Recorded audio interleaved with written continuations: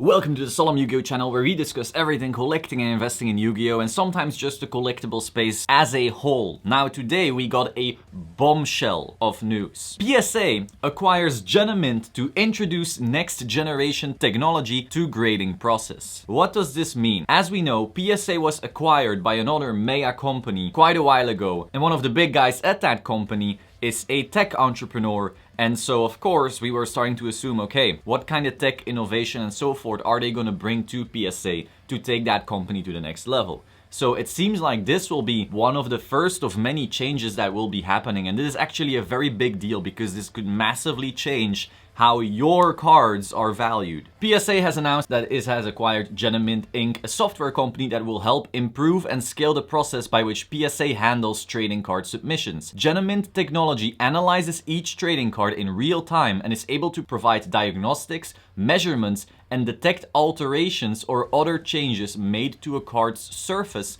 in an effort to assist human graders. So, we will have tech that checks the quality of a card, and we already spoke about the potential risks of that in a previous video. It will also provide unique card identification or card fingerprinting by identifying the exact card in order to track provenance, resubmissions, condition changes, and other attributes over time. So, in some magical way, this will be able to see if you cracked a card and then submitted it again. So there will be no more, okay, I sent in my 9, okay, crack, come on, it's a 9, crack, it's a 9, crack until you get a 10. Because this tech should essentially be able to see, oh, that's that card Solemn sent in 3 times already. Nice try, fuckface. That is a huge change. Acquiring and integrating Genamint will allow us to grade more trading cards faster while improving accuracy, said Nat Turner, executive chairman of Collectors Universe,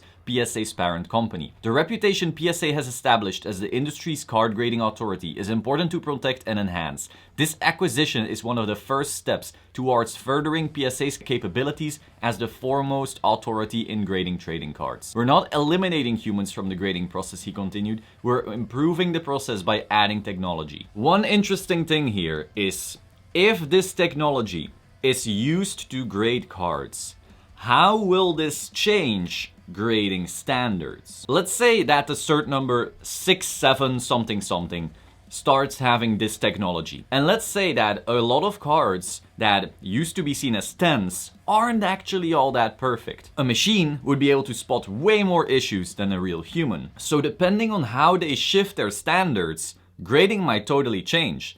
And will people then start saying, oh yeah, everything after 6, 7 or whatever is worth more because it's way harder to grade? Will people start seeing, oh, you got a 2, 9 blue eyes? Well, too bad, buddy, you gotta resubmit that. I wanna see that that's an actual good blue eyes. But then the thing is, PSA stands behind its grades. That is one of the major things it actually always has had over other grading companies. If your card is given a 10, PSA says we will now financially back you that this is a 10. If we crack this and no longer are willing to give it a 10, we will pay you back. That is essentially one of the huge things behind PSA. They stand behind their grade. Whereas if BGS messes up, they're like, well, too bad for you, buddy, fuck off. Same thing with almost all the other grading companies. I don't know any other grading company that stands behind their grade in the same way. But if you now implement technology with potentially different grading standards, I'm not saying it will be, but the potential exists, how will you fix that? It's very possible that like 10% of all the 10s out there aren't true 10s, and it's also possible that 10% of all the 9s out there could be 10s. And so suddenly you get this massive change. It's very possible that if you were buying strong 9s and people force themselves to get, technology enhanced grading slabs, that suddenly those will cross better than other weaker 10s from the other 2, 9 or whatever the hell certs. And so this is just such a major change because we don't know what will happen. Maybe they add a level of lenience to the technology so that their grading standard stays the same. But maybe they don't. Which also brings up the question, should we all be subbing our cards ASAP before they implement this? Or is this already being implemented and is it just too late? Like, I have a lot of questions right now.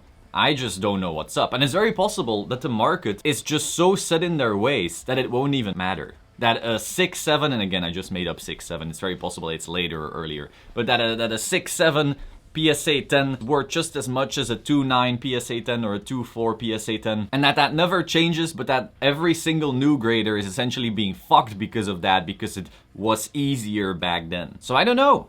I really don't know. As long as we don't have some type of confirmation, some type of test, you know, someone sending in 100 cards and going, oh, it's harder now or it's easier now. And again, there could also be bias, because we see this type of bias all the time when people submit cards these days. Mint cards are just running out. It is what it is. So you would have to actually crack a brand new booster box, sub those now, and then once this technology is implemented with a brand new booster box, assuming that both boxes were, you know, similar quality control, similar centering and so forth, and then just see how much harder it actually is. But until we have something like that, we don't actually know what kind of effect this will have. So that's wild. But once again, this goes back to the video I uploaded a while ago. You buy the guard, not the grade. Because if this becomes the standard and you want to start resubmitting your cards to get maybe a new label, or who knows what they do, right? It's very possible that they add some cool tech to the case, or some magic or whatever. At that point, you want to make sure that you have strong cards. So yeah, exciting times, kinda scary times. Of course, always listen to Ruxin. If you somehow haven't heard of Solemn Yugioh, I'm subscribed to him, so you guys should. And I will see you soon. Ciao.